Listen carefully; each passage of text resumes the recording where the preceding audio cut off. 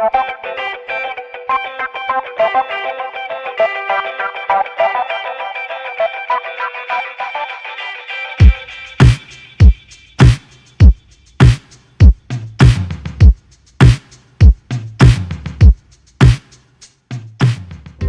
greetings from the Laughing Boar. I know it's been 12 months, at least, I think, maybe 13, since the last video went up. It's been a busy year and a chaotic year, as I'm sure it has been for all of you. And I certainly hope that this video finds you all surviving, and if not surviving, at least doing well. In the meantime, I just want to say thank you to those of you who have stayed subscribed. It really means a lot to me. And thank you to those of you who have reached out behind the scenes on a regular basis just to check and see how things are going. It's just been crazy. Like I said, what are you gonna do? Real life steps in the way. So in the meantime, new content. Hopefully more to come. Ecto is still on the benches. I've got it completely disassembled back down. We're getting ready to sit down, do the wiring, do the electronics. So for those of you hanging on for the end of the Ecto run, it's coming. It's coming, and I'm pumped. I'm pumped to have that bench completely cleared off, because right now it is totally taking up a whole bench in the shop. As you can see, the Wolfenstein Panzerhund is still in the works. Both of the big Fusion 3 FDM printers are down. I'm getting ready to do a complete rebuild on them and get them fired up and back up and running. But in the meantime, I had some folks reach out to me interested in doing some commission pieces. And so what we are doing today and highly focused on is a batch run of the Aztec death whistles from the latest Ghostbusters movie. If you haven't seen it, do yourself a favor and go watch it. Absolutely fantastic movie. Takes the sweet spot of being a great movie that kind of feels like good old 80s movies that we grew up with, if you grew up in that generation. But for those of us that grew up then and grew up with Ghostbusters, it ticks just the right sweet spots. So we're doing a run of 26 of them. 1 is mine, 5 are spoken for. So that leaves 20 left. If you're interested in purchasing one, please feel free to reach out to me. You can see all of my various socials up in the top right corner of the YouTube banner. If you send me a PM through Facebook, the first 20 get them. But we've got boxes, we've got everything ready to rock and roll. So without further ado, we'll start prepping this up, and we will be filming the paint job today. So obviously we've already done our first stage of priming here, running a standard Rustoleum gray primer. Right now we're running back through, focusing on the eye sockets, the throat of the whistle, and the lower jaw in a Rustoleum flat black. All right, so here we're coming through with multiple thin coats of a Rustoleum satin nutmeg. If I had to go back and do all over again, I'd probably choose an even lighter tan, but I'm pretty happy with the way it came out. The trick is just not to do a ton of saturation. You're going to bring some of those blacks back in later, so don't worry about overly losing them, but you're not trying to spray into those eye sockets or anything else. You're just trying to slowly give it just a coat on the highlight portions.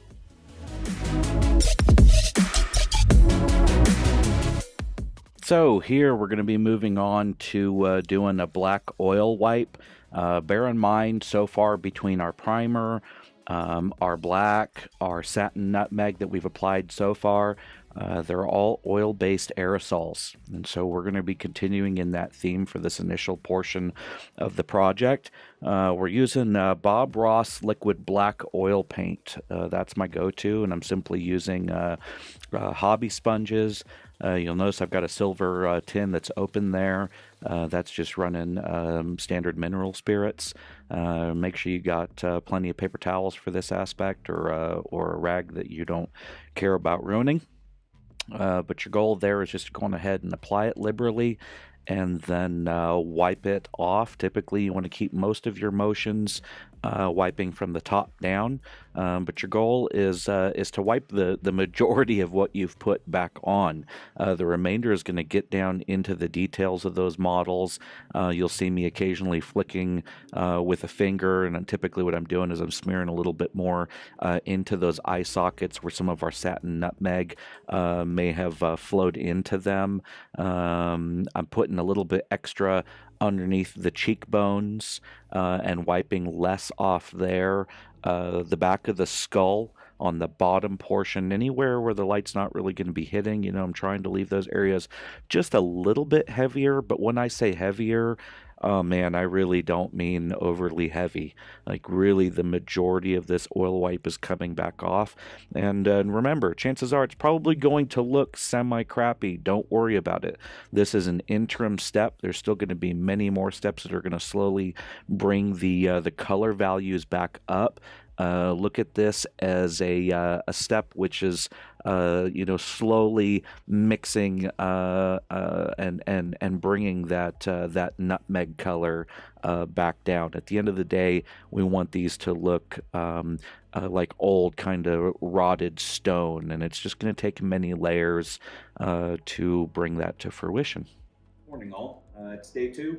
We let everything set up and dry overnight. Still got a couple little wet patches, so we'll be going through and hitting those with Q-tips just to sop a little bit of the black oil wash back off, and then we're going to move on with the next steps. We'll just do it in quick time like we did yesterday. So this step here, this is a new one for me. It's not something I've ever tried in the past. We're using Kiwi brown shoe polish, which there again, like we discussed in the last audio, it's an oil-based product. What we did was I just used a junk brush. Here again, do not use a brush you care about. This is going to be a throwaway brush. But rather than using a sponge like we did on the black, we're going to use a brush just for slightly different patterns and a little bit more control. I keep the mineral spirits handy. Pre-dip your brush in the mineral spirits to wet it, so that the shoe polish does not immediately just embed itself up in the ferrule of the brush and completely ruin the brush. But all we're doing is going through and applying it fairly liberally, like we did with the black, and leaving it to kind of sit and dry. I'm focusing more on the highlights of the pieces, but everything is getting at least a little bit of a coating, but in some cases it's a fairly thin skim. There again, with a little bit of mineral spirits on your brush and wet down into the kiwi, it thins it out just enough to where you can do a skim coat. This coat's going to take a little bit longer to dry, simply because even though it's oil-based, that alone gives it some time to dry, but with a little bit of wax in it as well.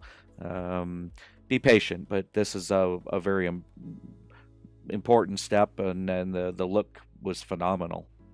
So don't forget, you definitely want to make sure that everything is dry between coats, but this one especially so. It is just super critical that the entire model is dry, because here we're finally going to be putting down a couple thin coats of Rustoleum 2x cover matte clear, and this is the main transitional portion where we're going from, like we've discussed prior, the oil-based products to now sealing everything in and migrating over to acrylics. From here forward, we'll be doing a series of washes and highlights, so it's critical that we get a good sealing barrier on the model at this point. Moving on to our 6th step, we're now using Apple Barrel 2512. It's a burnt umber. These paints, they're cheap. You can get them at your local Walmart. For a project like this, they're ideal. I'll go through with any airbrush thinner or reducer. Now we're dealing with acrylic paints. Ideally, you want to thin this down to about the consistency, maybe just a little bit thicker than milk, but not much more. And from that point, we're just going to go on ahead, apply it by brush, and then dab it off, as you can see here.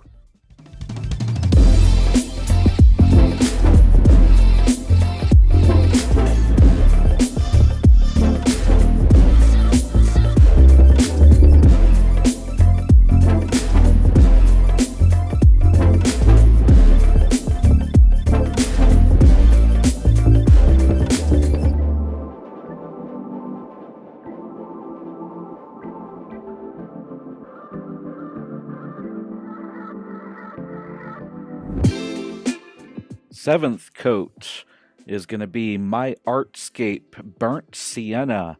Again, we're doing the same process here where we're thinning it down to just a hair thicker than milk, 2% milk.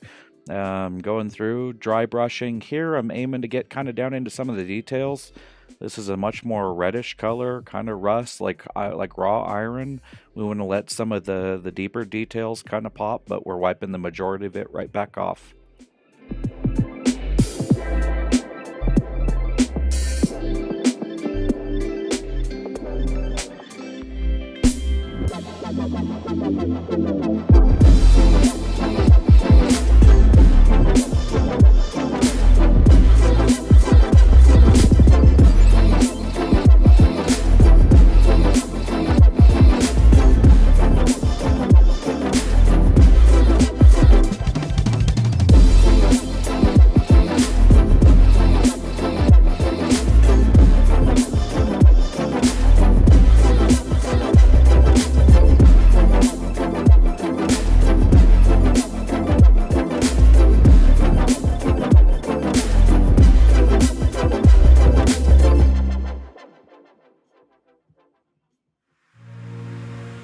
Alright, moving on to the eighth coat. We'll be using Army Painter. Stone Golem is the color. You're really looking for any lighter gray will do. We're going to be using that to go through and highlight details. If you notice, I'm kind of smooshing it on, but I'm going back through and actually wiping it down or muddling it down a little bit as well. And so that way it's not quite as bright as it initially goes on. But the goal here is just to make some of those details pop, bring a little bit of the natural stone color through, or at least give the impression that it does. And those high points are all areas the human hand is naturally going to grab, and so we want those to be, smoother wear points. That's where that highlighting comes in. Final step is going to be coating everything with a dusting of Fuller's earth, otherwise known as diatomaceous earth. In this case, I'm using Harris brand. You can either use the included duster like I did, or use a pounce bag. Then you'll come back through with a little bit of compressed air, blow off the excess, and then start threading in your leather thongs. For these, I used a 2 or 4 mil, I believe.